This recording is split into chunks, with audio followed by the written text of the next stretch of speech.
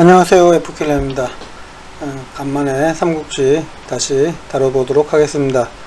자, 여포가 유비를 뒤통수를 치고 유비가 소패성으로 갔다가 또 여포가 또 괴롭혀서 조조에게 갔죠. 조조는 또 유비를 다시 예주로 보냅니다. 예주가 어디냐면 결국 소패도 서주에 있는 게 아니고 예주에 있었어요. 예주 끝자락에. 그러니까 예주자사로에서 보낸다는 건 결국은 여포를 견제하러 보낸 거였고, 여포도 그 사실을 아주 잘 알고 있었습니다. 여포는 그럼 어떻게 했을까요? 당연한 얘기지만 유비를 공격을 하죠. 자신도 군을 이끌고 고순, 장류 등등 부하장수들 다 동원해서 유비를 칩니다. 유비는 여포를 당할 수 있는 그런 기반도 안 돼 있고 병력도 안 돼 있고 하니까 당연히 도망칠 수밖에 없죠. 그래서 조조에게 다시 도망을 가는데 조조도 이미 여포 공격해 올 거라는 거를 예상을 하고 있었어요. 그렇기 때문에 하우돈 등으로 이제 군사를 짜가지고 여포를 다시 요격을 할 준비를 하고 있었죠. 그런데 여포군도 강하기 때문에 쉽사리 하우돈으로선 제압을 할 수가 없었지만 결국 조조가 군을 이끌고 박살냅니다. 그래서 여포는 하비성까지 밀리죠. 그 소패성도 당연히 뺏기고 다른 성들도 다 밀립니다. 그 와중에 여포 휘하에 있던 진규 그리고 진 등 부자가 있었는데 그들의 연의상에서 보이기로는 여포를 속여서 나가게 한 뒤에 자기들이 성을 조조에게 넘겨줬다 이런 식으로 되어 있습니다. 연의에서는 그렇게 되어 있고 실제로 정사에서까지 그렇게 활약을 했는지는 알 수가 없지만 어쨌든 여포가 조조에게 있는 성 없는 성 거의 다 뺏기고 하비까지 밀려난 것은 정서와 연의가 동일하죠. 그렇게 하비성의 여포가 갇혀버립니다. 진궁, 장류, 고순 등등 모두 꼼짝을 못하게 됐는데 그때 조조는 이제 여포를 공격하려면 하비를 함락을 시켜야 되잖아요. 그런데 의외로 여포가 이제 더 움직일 데가 없다 보니까 도망칠 데도 없고 그러니까 궁지에 몰린 쥐를 함부로 공격하다가 고양이가 물린다 이런 말이 있듯이 조조가 쉽사리 공격할 수가 없게 된 거예요. 여포가 아주 강력한 농성전을 펼치게 됐는데 조조가 이제 이거 쉽사리 하비성을 떨어뜨릴 수가 없을 것 같은데 일단 허창으로 돌아갈까? 이렇게 하니까 이제 참모들이 그건 아닙니다. 지금 다 몰아놓고 이제 목만 따면 되는데 여기서 돌아가면 너무 아깝습니다.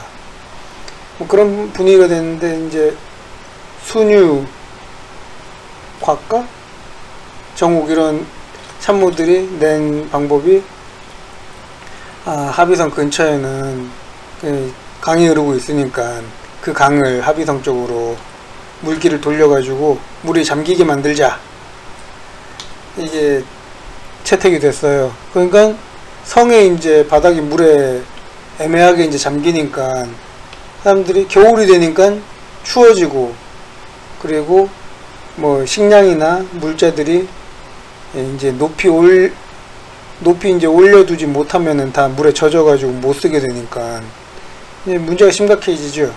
거기로는 이제 다닐 수도 없어요. 그렇게 추운데 그냥 찬물로 그냥 가득한데 그냥 지나가면은 예를 들어 발목까지만 물이 있다고 해도 그 지나가면 얼마나 추워. 그러니까 성 안의 사기가 극도로 떨어집니다. 그 와중에 여포는 지잘난 맛에 그냥 누가 날 죽일 수 있겠냐 하면서 아주 그냥 큰소리 떵떵 치고 있었어요. 그러면서 자기 부하들의 부인들을 건드리는 겁니다. 이게 참 어떻게 멍청하게 그지없는 게 여포가 혼자서 조조군을 물리칠 수 있는 게 아닌 이상은 결국 부하들 이끌고 싸워야 되는데 부하들 아내를 건드리면은 부하들이 도대체 무슨 생각을 할지 그런 거에 대해서 아무 생각이 없었던 것 같아요. 그렇게 부하들이 원망을 사게 되는 시점에서 결국은 배신을 당합니다. 부하들이 여포를 꽁꽁 묶어가지고 조조에 갖다 바쳐요. 그러니까 조조는 이제 아유 이게 웬 떡이냐라고 생각을 했을 수도 있고 뭐 올 게 왔구나라고 생각했을 수도 있습니다. 결국 그렇게 사기를 떨어뜨리면은 내부에서 배신자가 나올 수밖에 없죠. 특히 여포는 그동안 본인이 배신을 계속 해왔기 때문에 그 부하들이 딱히 막 그렇게 의리를 지킨다거나 뭐 명분을 중시한다거나 이런 것도 별로 없었어요. 그러다 보니까 뭐 여포가 조조에 끌려가는 그 시간까지도 특별히 구해줄 사람도 없었습니다. 그래서 여포를 사로잡은 조조가 이제 유비도 부르고 뭐 이제 자기 휘하에 있는 사람들을 다 불러가지고 군사재판이라고 하긴 좀 못하지만 어쨌든 이제 처우를 내리게 돼요.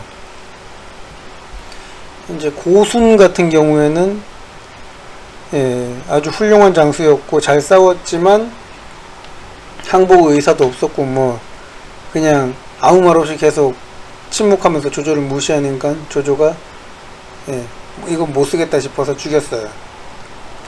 그리고 이제 장료를 죽이려고 했는데 관우가 이제 말려요. 아, 이 사람은 아주 정신머리도 옳고 뛰어난 장수다, 죽이는 거 아깝다.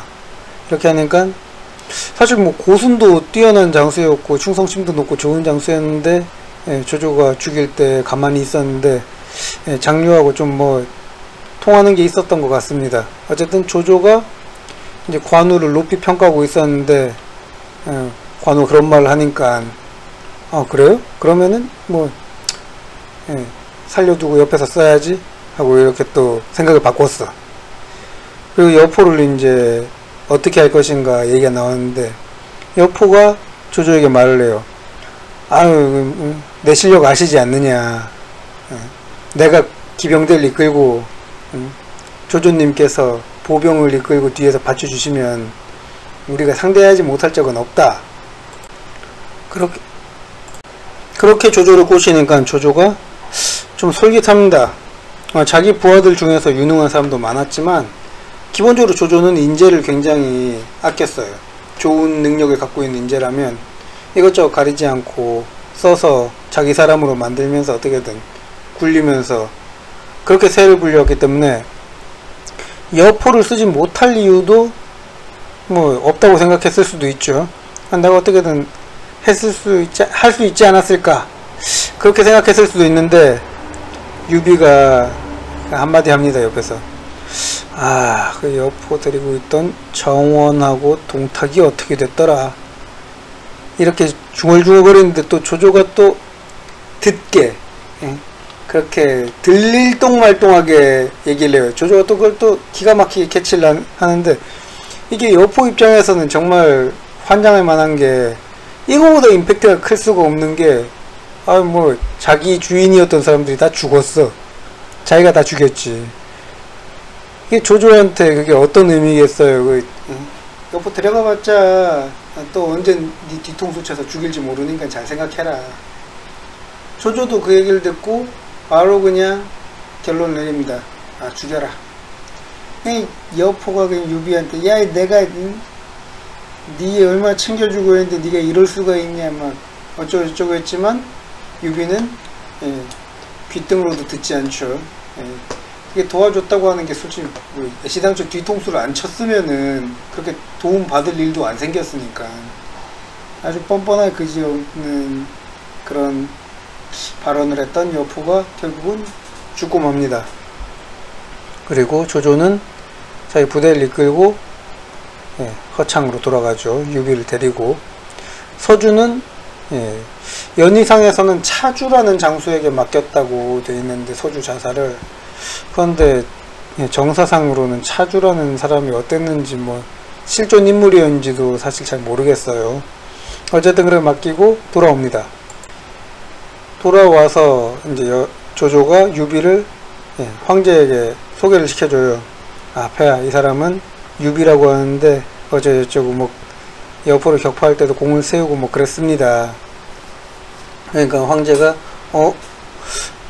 당신도 유씨네, 나도 유씨인데 한번 그 족보 한번 맞춰봅시다 해서 족보를 맞추는데, 유비는 이제 자신이 중산정왕의 후예다 뭐 이렇게 했는데, 그렇게 중산정왕이 뭐 자식이 100명이 넘었다 뭐 그런 말도 있을 정도로 엄청나게 낳아제꼈어요.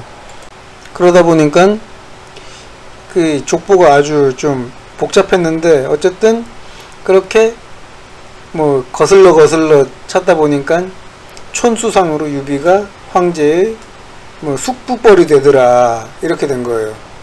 그러니까 이제 황제는 기분이 좋지. 왜냐하면 조조가 완전히 그냥 그 조정을 꽉 틀어쥐고 황제권을 제대로 행사하지 못하게, 자기가 막 황제가 된 것처럼 그렇게 황제를 옆구리 끼고 막 사는데, 그렇게 좀 한가닥 한다는 유비라는 인물이 자기하고 친족이면 좀 이 사람 날 좀 도와주지 않을까? 뭐 이런 기대를 할 수 있게 된 거죠. 그래서 황제가 유비를 굉장히 좋아합니다. 그리고 조조의 뜻과 합치하는 게 있어서 유비에게 좌장군이라는 벼슬을 내려요. 좌장군이라고 하면은 전장군, 후장군, 좌장군, 우장군 이렇게 해서 사방장군 중에 하나인데, 군부에서 높은 위치입니다. 이제 그런 사방장군 위에 사진장군, 사정장군 뭐 이렇게 있고, 그 위에 대장군, 뭐 표기장군, 거기장군, 위장군 뭐 이런 식으로 있는데, 게임에 보신 분들은 대충 다 익숙하실 겁니다. 어쨌든 좌장군이라는 직책이 뭐 대장군부터 시작해가지고 내려오다 보면은 사이에 걸치는 직책들이 뭐 있으니까 좌장군이 그렇게 높은 건 아니지 않나 뭐 이렇게 생각할 수도 있지만, 어쨌든 그 후한이란 그 제국 내에서 그 정도 위치면은 굉장한 요직이죠. 엄청난 요직인데, 어떻게 보면은 유비가 뭐 여포하고 싸우고 하면서 공을 안 세운 건 아닌데, 그렇게 한 번에 그냥 좌장군이라는 자리에 임명될 정도로 큰 공을 세웠냐. 무슨 여포 목을 지가 딴 것도 아니고 그럴 리가 없지 않습니까? 그러니까 이거는 황제의 의중이 들어갔다, 또는 조조가 일부러 좀 거품을 일으켜서 유비를 좀 높은 자리에 앉히려고 할 이유가 있었다, 이렇게 생각할 수가 있을 것 같습니다. 그런데 유비 입장에서는 뭐 높은 벼슬 받은 것 자체는 당연히 좋은 일이긴 한데, 이게 높은 벼슬 자리에 오른다고 해도 이제 조조의 신임을 받고 조조의 부하인 것이 아니면은 사실 마음대로 할 수 있는 거는 별로 없어요. 실권은 조조에게 있으니까. 그러니까 유비 입장에선 좀 불편한 상황이 됐다고 할 수도 있을 거예요. 다음에 이제 그 불편한 상황에 대해서 자세히 설명드리도록 하겠습니다. 감사합니다.